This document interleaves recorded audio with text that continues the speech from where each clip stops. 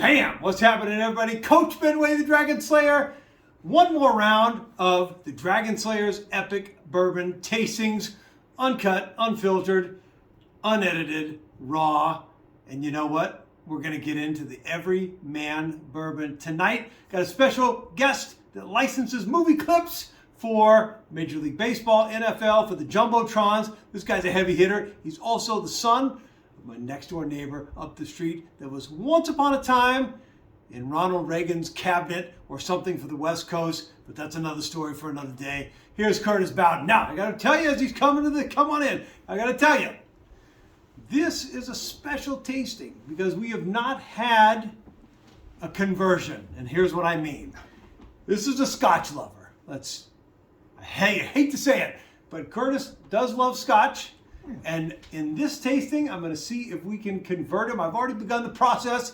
We're going to see if at the end of this tasting, we can get him to fall in love with this beautiful creature. And that's why they call you Bourbon Wade. Bourbon, B-E-N. I like it. You posted that on one of the videos. Like I say, behind the scenes, Curtis has been instrumental in pitching different ideas.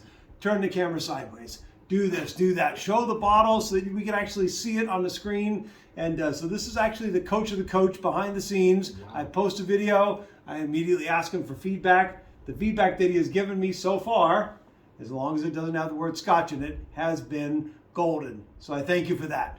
Well, thank you for having me. Awesome. Okay. Can I tell you that I also brought a special guest along with me? The reason why I've been started to drink bourbon is because you introduced me to this bourbon, which you gave to my dad, and then I think regretted as soon as you did because it was your only bottle of it. And so we make sure that we only drink it when Ben comes to visit. I love it. If you want to talk about that, beautiful. That's my high-end experience with bourbon so far. I love it. Now, when you first said that you had a special guest, I'm running the show here. I thought there was going to be somebody else popping in through the man cave door over there. I just wanted full disclosure that this is not my first high-end bourbon experience. It's my second, but both have been through you. Okay, so that's right. I do remember that one before we reconfigured the man cave. Okay, Ironroot Harbinger. We're going to get it. Actually, you know what? I like that. As you can see, coincidence that it is another Ironroot, but this is the Prometheus. I love it. I think this one will go, actually we're going to put this on the end. Perfect. Let's get into it. Eagle Rare. By the way, if you find a bottle of Eagle Rare 17, call me, message me. I need to know. This is the 10-year. Used to be very common. I used to thumb my nose at it, but as time goes on, this is quite a beauty. Eagle Rare, Kentucky straight bourbon whiskey, aged 10 years, you can see on the back, and of course, it's got the American Eagle on there. I gotta tell you something that I love for you Scotch drinkers. This is freaking America right here, Jack, and I love it. The bourbon is still made in America, although I will do a tasting with Japanese whiskey once upon a time. That's pretty good. But I digress. Where did you? Oh, look at this, man. An unopened bottle of Eagle Rare 10. Where did I get this? Where did you get that? Yeah, I can't tell you those kind of secrets. If you can find this bottle, it's actually, a lot of people say, how do I start out my bourbon bar? How do you start your bourbon bar? Well, I thank you. Not all of us can start out at the top, and I didn't either. But that's another story for another day. You get bottles that are unique and rare, that are coveted, but that are not too much money. And we got some great examples of that. Eagle Rare, I got this bottle actually from, I'm going to tell you right now, best bourbon supermarket on the West Coast that I know of, and that's my local IGA. Because I pumped them so full of money, actually I hope my wife is not listening to this, I pumped them so full of money on high-end bourbon that they now get some of the best stuff that money can buy. Anyway, this right here, Susanville IGA, Big Todd Eyed, little shout out. But I got this bottle, and I want to say it was probably $50. Hey. Okay, hard to find, but we're going to start out with this Eagle Rare 10. Little pour here. I brought my ginger ale. Oh my frickin' goodness! Get Get that out of here. No? Okay, I was misinformed. if you put that in one of these, it's going to be like the bass player John Jocelyn that I kicked out of the symphony. Okay, so we're looking at the proof on this. That Are was your my eyes? rim shot. I like that. That was good. Is this 40.5? Help me out here, man. I'm going blind as a bat over here. Well, so am I. That is 45% alcohol by volume. Okay, so this is 90 proof. Should be super mellow. Here we go. Cheers to you, my friend. Cheers. Now It again, smells like Scotch. it does not smell like Scotch. There's a purpose for this tasting. It's less to educate you, the viewer, although that's always a bonus, but more to get this guy in the bourbon Dragon Slayer's driving seat.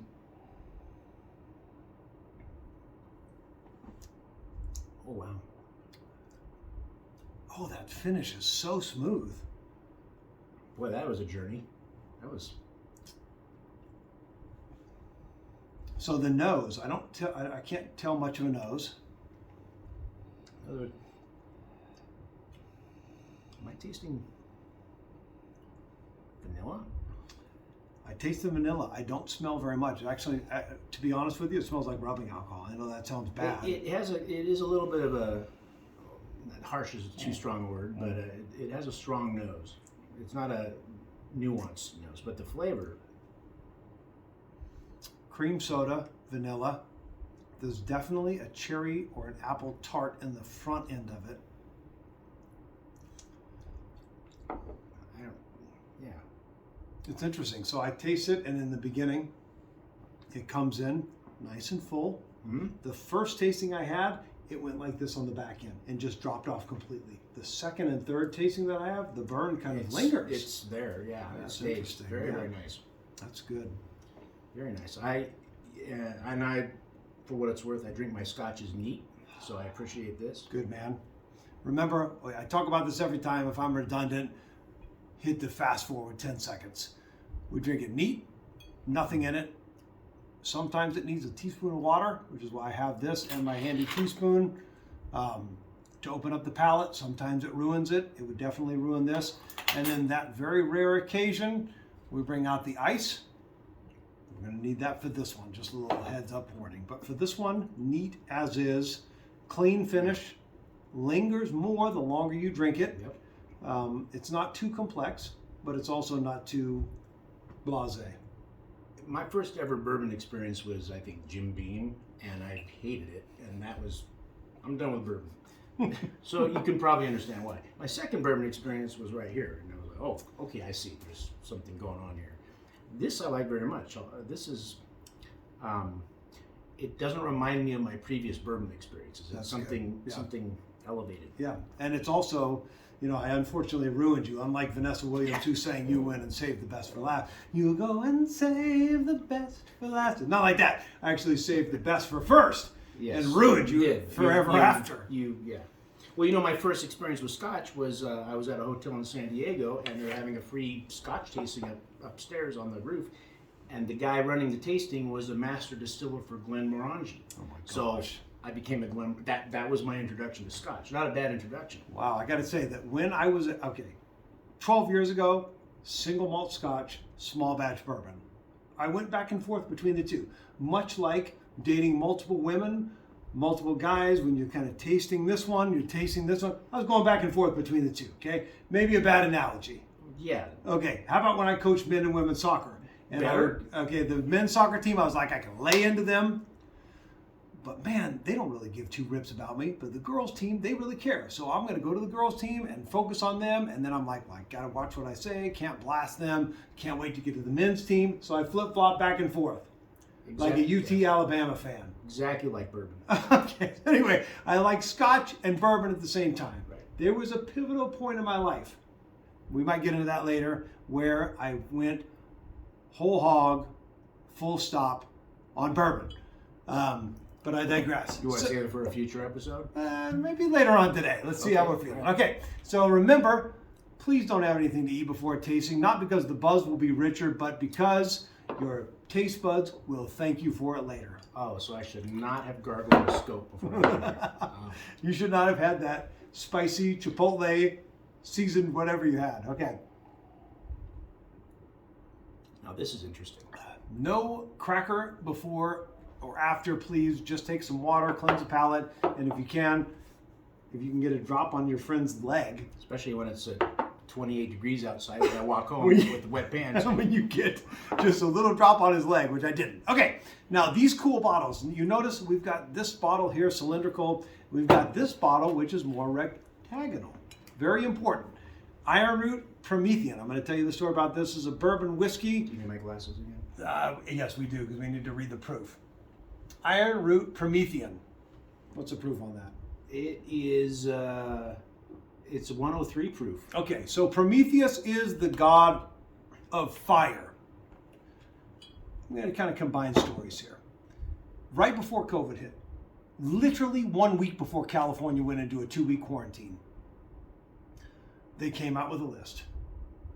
I get all the lists, I get all things bourbon that come into my news feed. And that list said the #1 bourbon in the world, not price-wise, the #1 bourbon got the gold medal in the 2020 World's Whiskey Award was Ironroot Harbinger. So when that happened, Curtis, I said, I gotta buy myself one because I've never had it. We're gonna get to this later.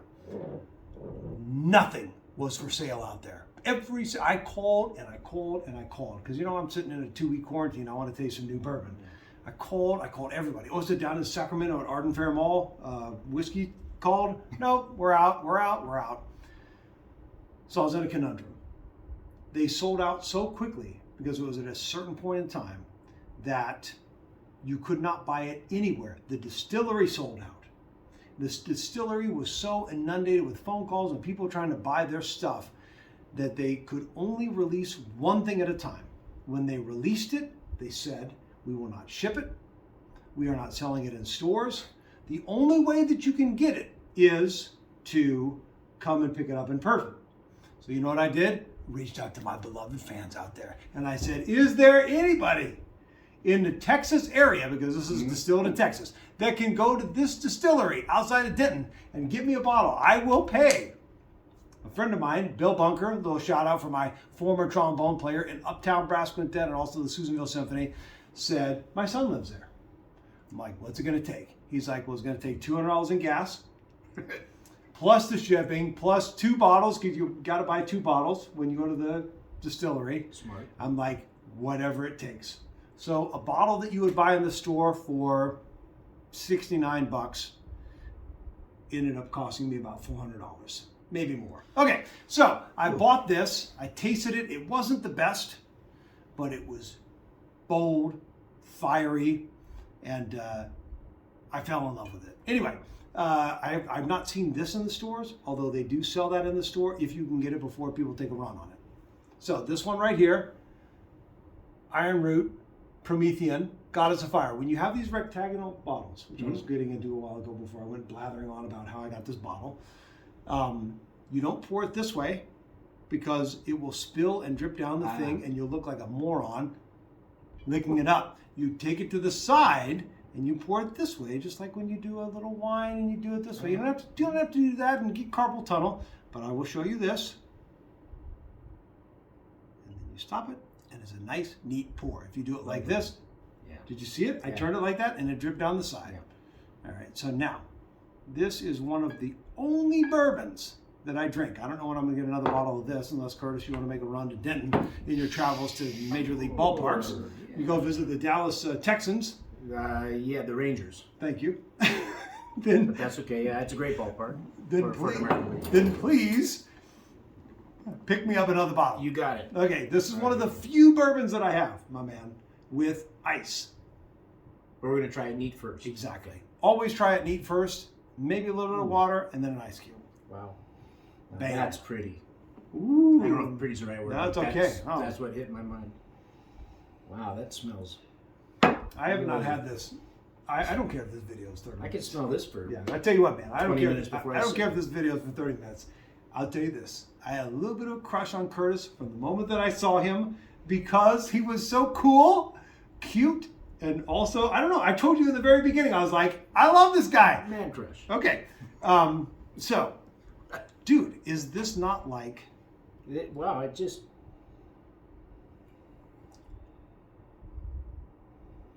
Wood and fire. There's that vanilla again. Yep. Oh, that might be my Old Spice cologne. No, I'm not wearing it. It smells so really. It's something floral, but I can't. Not sweet floral. I can't. My vocabulary. Oof. Man, I don't know if I want an ice cube, but I'm going to do it just because I talked about it. Last time I drank this, I needed an ice cube. Oh my gosh.